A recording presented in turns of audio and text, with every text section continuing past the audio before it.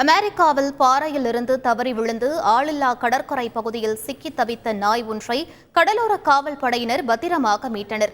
அமெரிக்காவின் ஓரிகான் மாகாணம் எகோலா state park பகுதியில் பாறையிலிருந்து தவறி விழுந்த நாய் ஒன்று கடற்கரை பகுதியிலிருந்து வெளியே வர முடியாமல் சிக்கி தவித்தது. இதுகுறித்து உரிமையாளர் கொடுத்த தகவலின் பேரில் அமெரிக்க கடலோர காவல் படையினர் மீட்பு பணியில் இறங்கினர். ஹெலிகாப்டர் மூலம் நாயை பத்திரமாக மீட்டு உரிமையாளரிடம் ஒப்படைத்தனர்.